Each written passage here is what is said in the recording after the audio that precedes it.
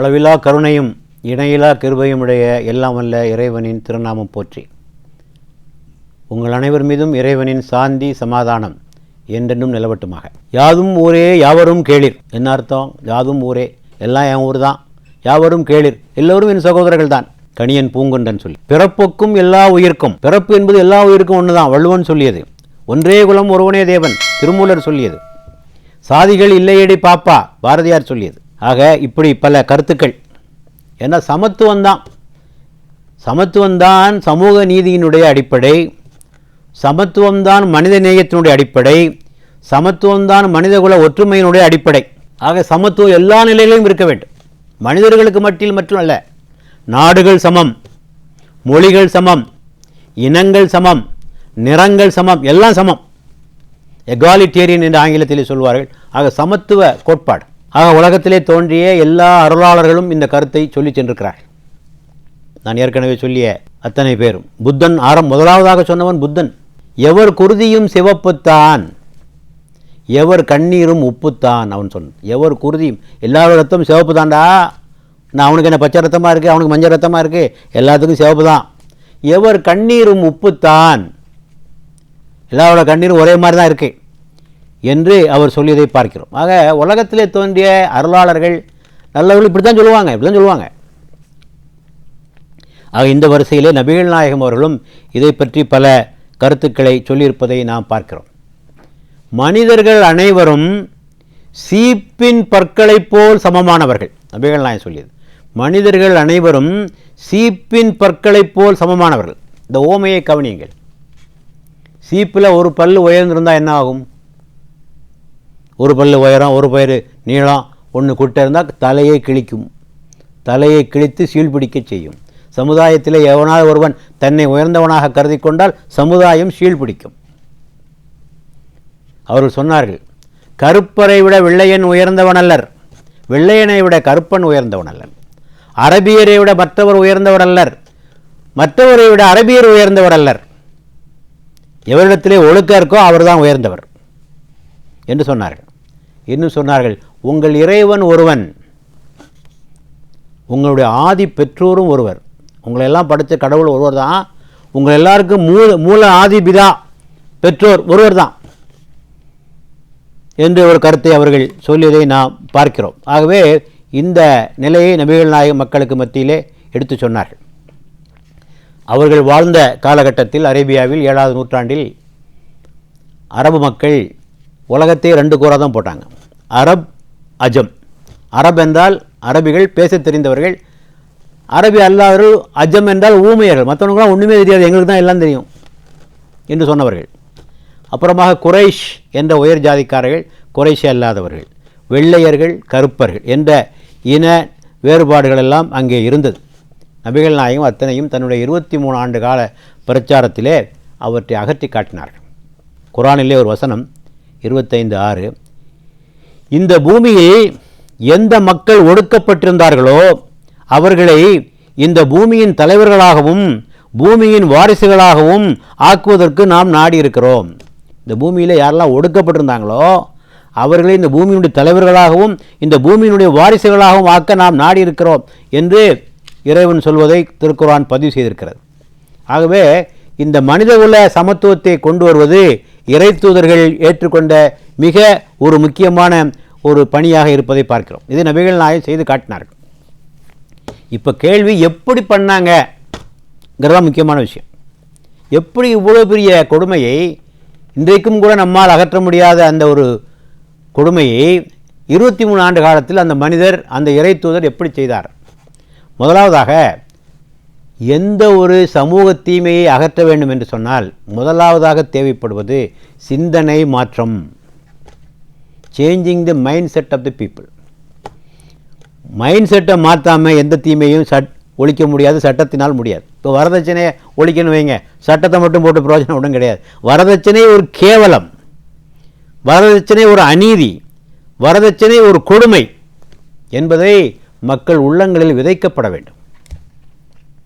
லஞ்சம் ஒரு அநியாயம், லஞ்சம் ஒரு அவமானம், லஞ்சம் சுயமரியாதைக்கு இழுக்கு, லஞ்சம் ஒரு நாணமற்ற செயல், லஞ்சம் ஒரு உரிமை பறிப்பு.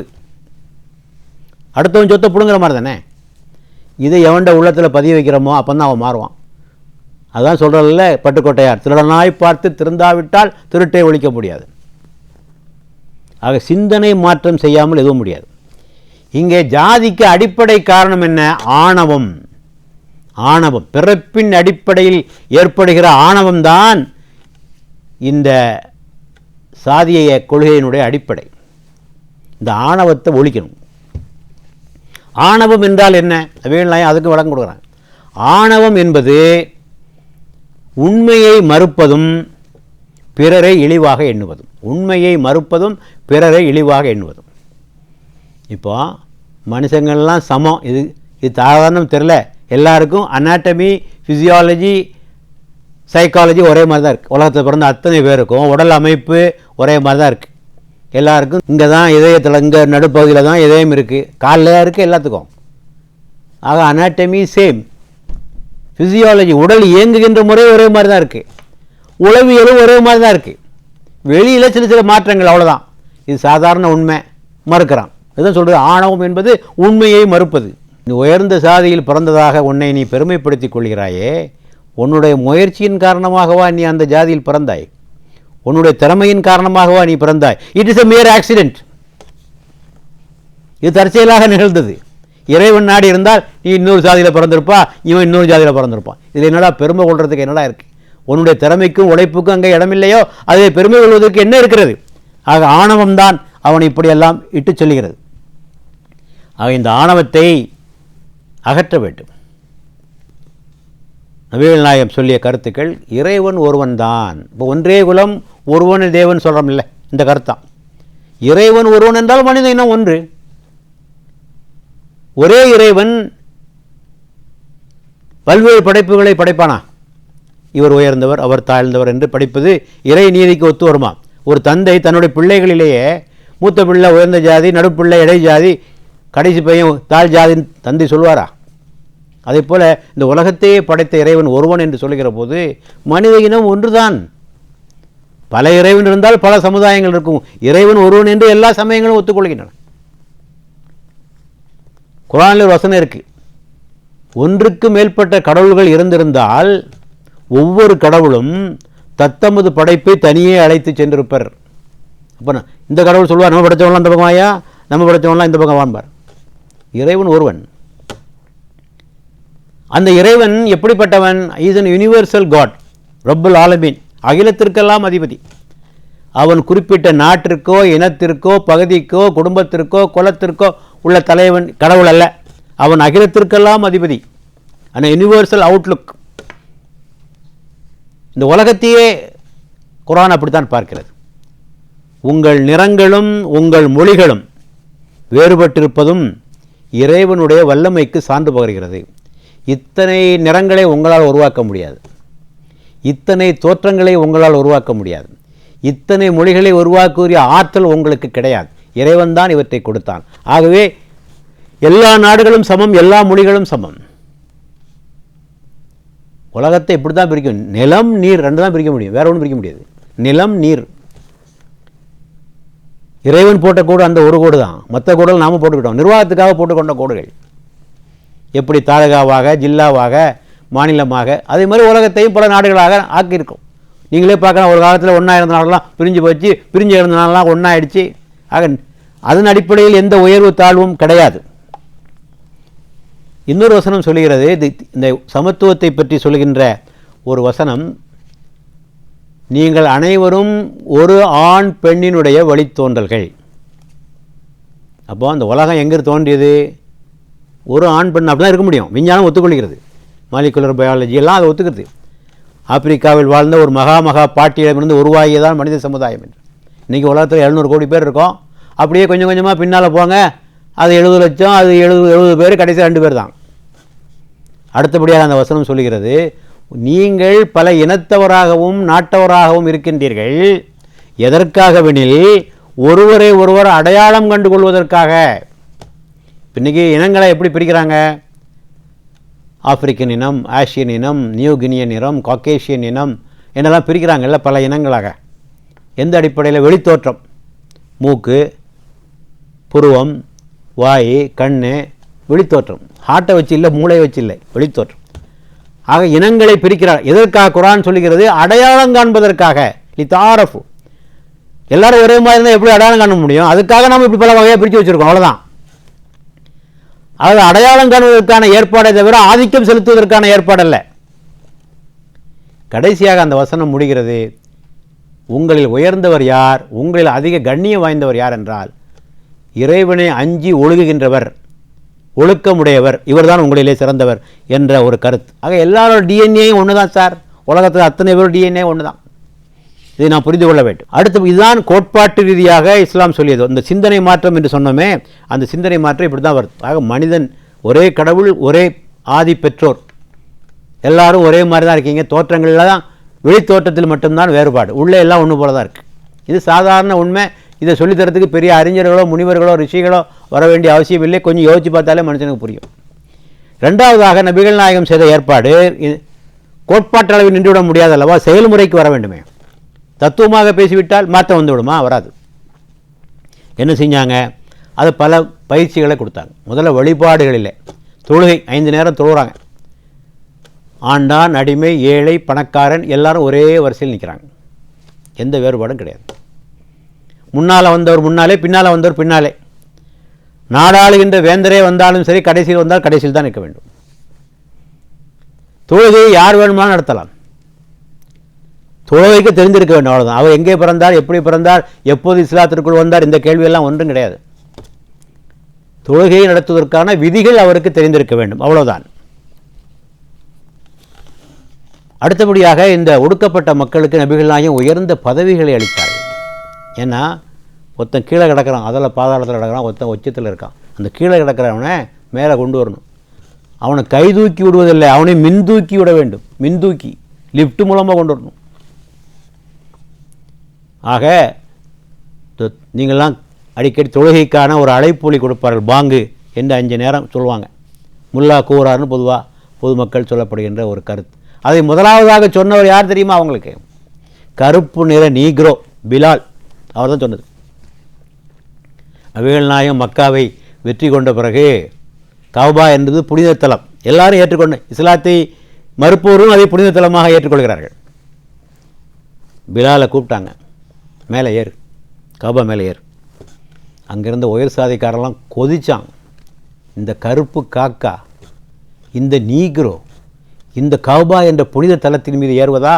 நல்ல வேளை எங்கள் அப்பா செத்து போயிட்டார், அவர் மட்டும் உயிரோடு இருந்து இந்த காட்சியை பார்த்திருந்தால் தற்கொலை செய்திருப்பார். ஏறு என்று சொன்னார்கள். ஏறி முழங்கினார் இறைவன் ஒருவன் என்ற ஒரு கருத்தை. ஆக அப்படிப்பட்ட உயர்ந்த அந்தஸ்துகளை கொடுத்தார்கள். அவர்களை படை தளபதிகளாக நியமித்தார்கள்.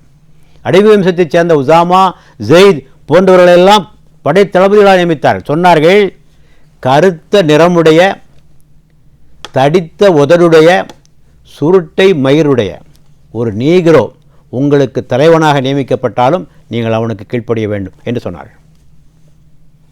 அடுத்தபடியாக கலப்பு திருமணத்தை ஊக்குவித்தார்கள். உயர் சாதிக்காரர்களுக்கும் தாழ்த்தப்பட்டவர்களுடைய கலப்பு திருமணத்தை. நபிகள் நாயகம் உயர் குடும்பத்தை சார்ந்தவர், குறைஷி குலத்தை சார்ந்தவர். தன்னுடைய சொந்தக்கார பெண் ஜைனப், அவரை ஒரு தாழ்த்தப்பட்ட சமுதாயத்தைச் சேர்ந்த ஒருவருக்கு மணமுடித்து வைத்த ஒரு காட்சியையும் நாம் அங்கே பார்க்கிறோம். ஆக இங்கே நபிகள் நாயகம் செய்து என்னன்னு நினைக்கி 2 பேரையும் இணைச்சிட்டாங்க, 2 பேரையும் மோத விடலை. இதுதான் பிரச்சனைக்கு தீர்வு. உயர் சாதிக்கால் தங்களை கருதி கொள்பவர்களை அவருடைய ஆணவத்தை கீழே கொண்டு வந்து, தாழ்த்தப்பட்டவர்களை கைதூக்கி விட்டு மேலே கொண்டு வந்து இருவரையும் இணைப்பது. குர்ஆன் சொல்லுகிறது, நீங்கள் ஒரு காலத்தில் பகைவர்களாக இருந்தீர்கள், இறைவன் அருளினால் நீங்கள் சகோதரர்களாக ஆகிவிட்டீர்கள். ஆக இந்த மோதல் முயற்சி இருக்க, கான்ஃபரண்டேஷன் அப்ரோச், இது சாதியை தீர்க்காது, சாதியை மேலும் வளர்க்கும் என்பதை நாம் புரிந்து கொள்ள வேண்டும். அடுத்தபடியாக நபிகள் நாயகம் அவர்கள் இந்த சமத்துவத்தை கொண்டு வருவதற்கு அவர்கள் கையாண்ட இன்னொரு வழிமுறை, அனைவருக்கும் ஒரே நீதி. ஆளுக்கு ஒரு நீதி அல்ல, அனைவருக்கும் ஒரே நீதி. உயர் சாதி குலத்தைச் சேர்ந்த ஒரு பெண், அவள் பேர் ஃபாத்திமா, திருடிவிட்டாள். தண்டனை கொடுப்பது என்று முடிவாகிவிட்டது. ஆனால் அங்குள்ள உயர் சாதிக்காரங்களுக்கெல்லாம் ஒரே கோபம். உயர் சாதி சார்ந்த பெண்ணுக்கு தண்டனை கொடுப்பதா என்று ஆர்ப்பரித்து எழுந்து விட்டார்கள்.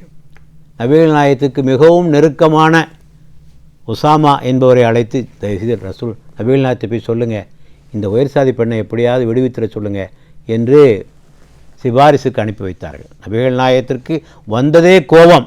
சொன்னார்கள், இதற்கு முன் சென்ற சமுதாயங்கள் அழிந்து போனதற்கு காரணமே ஆளுக்கு ஒரு நீதி என்று வைத்துக் கொண்ட காரணத்தினாலே தான். அறிந்து கொள்ளுங்கள், இந்த பெண் பேரும் பாத்திமா, என் மக பேரும் பாத்திமா. என் மகள் பாத்திமா திருடினாலும் நான் தண்டனை கொடுத்தே தீர்வேன். இதுதான் அந்த சமத்துவத்தினுடைய உச்சநிலையாக நாம் பார்க்கிறோம்.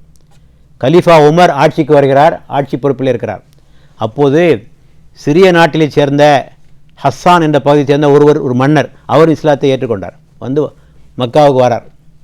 மக்காவில் அங்கே புனித யாத்திரை செய்கிற போது ஒரு தாழ்த்தப்பட்டவனுடைய மேலாடை இவர் மேலே விழுந்துருது. யார் மேலே? இந்த மன்னராக இருந்து இஸ்லாத்துக்கு வந்தார்ல, அவர் மேலே விழுந்துருது. கோபம் அவருக்கு, அந்த மன்னருக்கு. ஓங்கி ஒரு அடி அடித்தார். அவன் திருப்பி அடித்தான். வழக்கு கலீஃபாவிடத்திலே போயது. அவர் சொன்னார், கலீஃபா, ஆமாம் நீ அவனை அடித்தான், அவன் திருப்பி அடித்தான், இதில் என்ன இருக்குது? அவனும் நானும் ஒன்றா? அந்த மன்னர் கேட்கிறார். அவனும் நானும் ஒன்றா? நான் மன்னர் இனத்து உயர் சாதியை சேர்ந்தவன், அவன் தாழ்த்தப்பட்டவன். நான் அடிக்கலாம், அவன் எப்படி அடிக்கலாம்?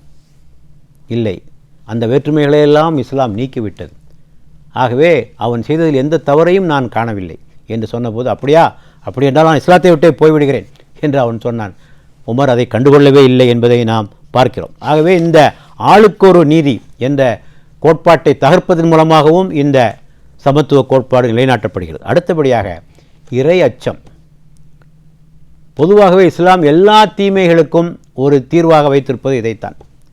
கடவுள் ஒன்றை பார்த்துக்கிட்டு இருக்கார், கடவுள் கண்காணிக்கிறார், கடவுள் பார்வையிலிருந்து ஒன்றால் தப்பிக்க முடியாது, கடவுள் வழிபாட்டு தளத்தில் மட்டும்தான் இருப்பதாக எண்ணிக்கொள்ளாதே, அவர் கடைத்தெருவிலும் இருக்கிறார், கல்விக்கூடத்திலும் இருக்கிறார், அலுவலகத்திலும் இருக்கிறார், எங்கும் இருக்கிறார். உனது செயல்களை கண்காணிக்கிறார், அவற்றை பதிவு செய்கிறார், மறுமையில் அதற்குரிய கூலியை உனக்கு வழங்குவார். இந்த உணர்வை ஏற்படுத்தி எல்லா தீமைகளையும் ஒழித்தார்கள். சாதி கொடுமையும் அந்த அடிப்படையை ஒழித்தார்கள். அபு மசூத் என்ற ஒரு தோழர் தனது அடிமையை அடித்து கொண்டிருந்தார். நபிகள் நாயகம் அந்த பக்கமாக வந்தார். நிறுத்து, இந்த அடிமையின் மீது நீ பெற்றிருக்கிற அதிகாரத்தை விட இறைவன் உன் மீது அதிக அதிகாரத்தை பெற்றிருக்கிறான், நினைவில் கொள் என்று சொன்னார்கள். பயந்து விட்டார். அப்படியா, இந்த அடிமையை நான் விடுதலை செய்து விடுகிறேன் என்று சொல்லி அதனை விடுதலை செய்து விட்டதையும் நாம் பார்க்கிறோம். ஆக இப்படி பல வகைகளில் அந்த அந்த இன துவேஷம், அந்த பிறப்பின் அடிப்படையிலான ஆணவம், இவற்றை அகற்றி சமத்துவ கோட்பாட்டை நபிகள் நாயகம் கொண்டு வந்ததை நம்மாலே பார்க்க முடிகிறது. ஆகவே அதை அவர்கள் வெறும் தத்துவமாக பேசாமல் அதை ஒரு செயல்முறைக்கு கொண்டு வந்த ஒரு நிலையை நம்மாலே பார்க்க முடிகிறது. ஒரு தடவை ஒரு உயர் சாதியை சார்ந்தவர் ஒரு தாழ்த்தப்பட்ட சமுதாயத்தை சார்ந்த ஒரு கருப்பரை பார்த்து, கருப்பு தாய்க்கு பிறந்தவனே, கருப்பு தாய்க்கு பிறந்தவனே என்று சொல்லிவிட்டார். அவர் அவமானத்தால் அப்படியே துடித்து விட்டார். நேராக நபிகள் நாயகத்திற்கு முறையிட்டார், என்னை பற்றி இப்படி சொல்லிவிடான் அப்படின்னு. கூப்பிட, அந்த ஆளை கூப்பிடு. நான் எண்ணிக்கொண்டிருக்கின்றேன், இஸ்லாம் வந்த பிறகு நீங்களெல்லாம் இந்த சாதிய உணர்விலிருந்து வெளியே வந்து விட்டீர்கள், அறியாமை காலத்திலிருந்து வெளியே வந்து விட்டீர்கள் என்றவா எண்ணிக்கொண்டிருந்தேன். ஆனால் உம்முடைய சிந்தனை இன்னும் அறியாமை காலத்தில் தானே இருக்கிறது என்று சொன்னபோ அவர் விலவெடுத்து போய்விட்டார். நேராக இந்த தாழ்த்தப்பட்டவரிடத்திலே வந்தார். சொன்னார், உன்னுடைய காலை எடுத்து என்னுடைய கன்னத்திலே வை, அப்போதுதான் நான் செய்த பாவம் என்னை விட்டு போகும் என்று கண்கலங்க சொன்னார். அந்த உணர்வை ஏற்படுத்தும். இந்த மக்கள் மத்தியிலே இந்த ஆணவம் பிடித்து அலைகிறார்கள், அவள் மத்தியில் அத்தகைய ஒரு எண்ணங்களை நாம் ஏற்படுத்துகிற போதுதான் அத்தகைய மாற்றங்கள் உருவாகும். இந்த கருப்பு நிற பிலால் சொன்னனே, அவரை பார்த்து அன்றைய அரபு மக்கள் செய்யுதுனா எங்களுடைய தலைவரே என்று அவரை அழைக்கின்ற ஒரு சூழ்நிலையை நபிகள் நாயகம் ஏற்படுத்தி காட்டியதையும் நம்மால் பார்க்க முடிகிறது. ஆகவே இத்தகைய நிலைகளையெல்லாம் உருவாக்கி காட்டினார்கள். ஆகவே இப்படித்தான் அந்த பிரச்சனையை நாம் தீர்க்கும். ஏன் இதை விரிவாக நாம் சொல்கிறேன் என்று சொன்னால், இந்த மோதல் போக்கின் மூலமாக நாம் இந்த சாதியை ஒழித்துவிட முடியாது. அன்பின் மூலமாகவும் அரவணைப்பின் மூலமாகவும் இரண்டு பேருக்கு மத்தியிலே இணக்கத்தை ஏற்படுத்துவதன் மூலமாகத்தான் மாற்றத்தை கொண்டு வர முடியுமே தவிர வேறு வகைகளிலே நாம் இந்த மாற்றத்தை கொண்டு வர முடியாது என்பதை நாம் புரிந்து கொள்ள வேண்டும். ஆகவே இந்த சமத்துவம்தான் ஒரு சமநிலை சமுதாயத்தினுடைய, ஒரு சமத்துவ சமுதாயத்தினுடைய அடிப்படை. நம்முடைய இந்திய அரசியல் சாசனம் அதைத்தானே சொல்லுகிறது. பிரெஞ்சு புரட்சியினுடைய தாக்கத்தை பற்றி எல்லோரும் சொல்வார்கள். லிபர்ட்டி, ஈக்குவாலிட்டி, ஃப்ரெட்டர்னிட்டி, சமத்துவம், சகோதரத்துவம், விடுதலை. அது எங்கே எப்போ கிடைக்கும்? நம்முடைய இந்திய அரசியல் சாசனம் பூராவும் சமத்துவத்தை அடிப்படையாக கொண்ட சாசனம். ஒவ்வொரு வரியாக நீங்கள் படித்து பார்த்தால் உங்களுக்கு புரியும். ஆனால் இத்தனையும் அவர்களுக்கு போய் கிட்ட வேண்டும் என்று சொன்னால் மக்கள் உள்ளங்களிலே மிகப்பெரிய ஒரு மாற்றம் நிகழ வேண்டும். Equal rights, equal opportunities and equal respect. ஆக சமமாக மதிக்கப்படுதல், சம வாய்ப்புகள் வழங்கப்படுதல், சம உரிமைகள் வழங்கப்படுதல். இதுதான் சமூக நீதியினுடைய அடிப்படை. சமூக நீதியினுடைய அடிப்படை இதில் தான் தங்கியிருக்கிறது. இதை கொண்டு வராமல் நம்மால் சமூக நீதியை முழுமையாக நிலைநாட்டிவிட முடியாது. இடஒதுக்கீடுகளெல்லாம் ஓரளவுக்கு சமூக நீதிக்கான ஒரு ஏற்பாடுகளாக நாம் ஏற்றுக்கொள்கிறோம். அது தேவையான ஒன்று தான். ஒடுக்கப்பட்ட மக்களை கைதூக்கி விடுவதற்கு அது மிக அவசியமான ஒன்று தான். ஆனால் அது ஒன்று மட்டுமே சமூக நீதியை கொண்டு வந்துவிட முடியாது. முக்கியமான அடிப்படை எங்கிருந்து இது ஆரம்பமாக வேண்டும் என்று சொன்னால் சமத்துவ கோட்பாட்டில் மூலமாகத்தான் இது ஆரம்பமாக வேண்டும். ஆகவே நம்முடைய பயணம் அதை நோக்கி செல்ல வேண்டும். அப்போது மிக பெரும் மாறுதல்கள் இந்த சமுதாயத்திலே நிகழும் என்பதை நாம் இங்கே சொல்லிக்கொண்டு, ஆக சமத்துவமாக வாழ்வோம், சமரசமாக வாழ்வோம்.